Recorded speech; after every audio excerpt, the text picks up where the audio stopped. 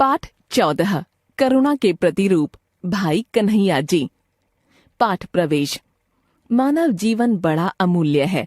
इसमें सांसारिक सौंदर्य भरा हुआ है, पर उसका आनंद हम तभी ले सकेंगे जब जीवन जीने की कला सीख जाएं। संसार नश्वर है, अतः वर्तमान को आनंदमय बनाएं तथा सही कर्म करते हुए जीवन का आनंद लें। निस्वार्थ सेवा, समर्पण और परोपकार ही महत्वपूर्ण है। इनकी नींव पर टिका यश रूपी व्यक्तित्व ही सदा जीवित रहता है।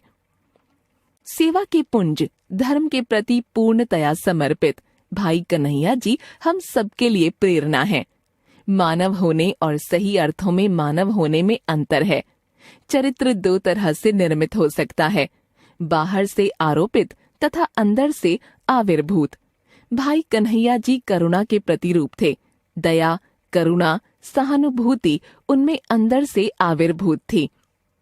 दूसरे की पीड़ा से द्रवित होकर कर्म करते थे, मात्र देखते या कहते नहीं थे। भाई कन्हैया जी का जन्म सन 1648 में सियालकोट क्षेत्र, अब पाकिस्तान में वजीराबाद के पास सोधरा सहोदरा नामक ग्राम के एक धनवान खत्री परिवार में हुआ था। इनके पिता का नाम श्री नत्थूराम और माता का नाम सुंदरी था। इनके पिता एक धनी व्यापारी थे। छोटी अवस्था से ही भाई कन्हैया जी अपनी जेब में पैसे रखते थे और यदि किसी जरूरतमंद या पीड़ित व्यक्ति को देखते तो उसकी सहायता करते थे। यहाँ तक कि कई बार बंधुआ मजदूरों को पीड़ा में देखकर द्रवित हो जाते और स्वयं उसका भार पीठ पर लेकर ढोना शुरू कर देते थे। ऐसे लोगों की मदद करने के लिए वे गांव के बाहर प्रतीक्षा करते हुए अक्सर मिल जाते थे।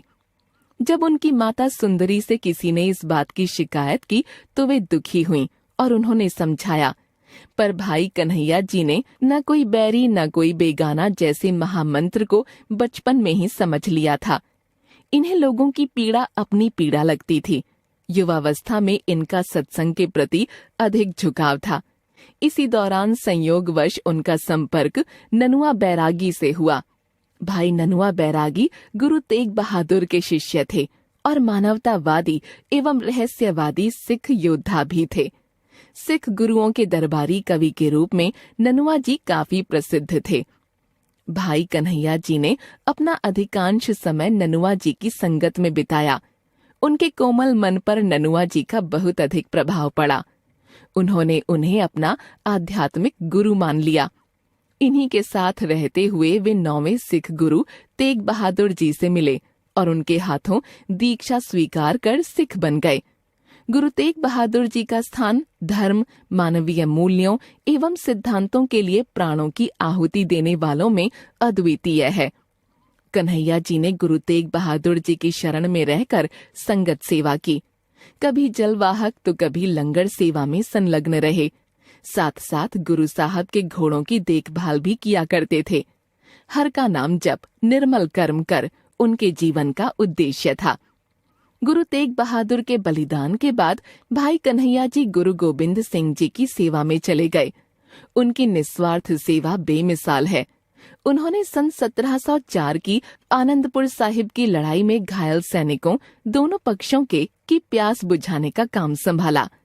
यह सिख सैनिकों के बीच कड़ी आलोचना का विषय बना। उन्होंने गुरु गोबिंद सिंह जी से शिकायत की कि हमारे सैनिक दुश्मनों को तीरों तलवारों से घायल करते हैं और कन्हैया जी उन्हें पानी पिलाकर सजीव कर देते हैं। जत्थेदारों ने भी गुरु गोबिंद जी को बताया कि मुगलों ने शहर को घेर लिया था और खाद्य की आपूर्ति भी बंद कर दी थी।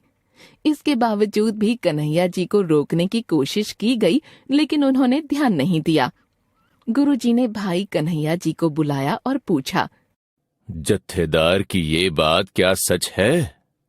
कन्हैया जी ने नम्रता से कहा, महाराज, जब मैं मशक लेकर युद्ध भूमि में जाता हूँ तो जो भी घायल सैनिक मुंह खोलकर पानी का इशारा करता है उसमें मुझे आपके दर्शन होते हैं, तो उसे पानी कैसे न पिलाऊं? गुरु गोबिंद सिंह ने भाव विभोर होकर उन्हें गले से लगा लिया और कहा, कन्हैया, तुम धन्य हो। तुमने नानक की वाणी को सही तरीके से समझकर अपने जीवन में उतार लिया है। गुरुजी ने उन्हें मरहम पट्टी दी और कहा, जब मैं घायल हूँ तो मेरे जख्मों पर भी मरहम पट्टी लगा देना। भाई कन्हैया निर्वैर हो चुके थे, उनकी ब्रह्म दृष्टि जाग चुकी थी। इसीलिए इनसे गुरु गोबिंद सिंह जी द्वारा सिखों की सेवा पंथी और अदनशाही व्यवस्था स्थापित करने का अनुरोध किया गया। भाई जी ने पाकिस्तान के वर्तमान अटक जिले के कावहा गांव में एक धर्मशाला की स्थापना की और उसे उपदेश केंद्र में बदल दिया। उन्होंने जाति या पंथ के भेद के बिना मानवता की निस्वार्थ भाव से सेवा की। सिंध में भाई कन्हैया जी को खाटवारो बाऊ और खाटवाला बाबा भी कहते हैं। कोरोना के समय में भाई कन्हैया के नाम से मिशन फतेह ने लाखों लोगों को प्राणदान देकर विश्व में परचम फहराया। धन्य है भाई कन्हैया जी, जो संसार में न होते हुए भी विद्यमान हैं।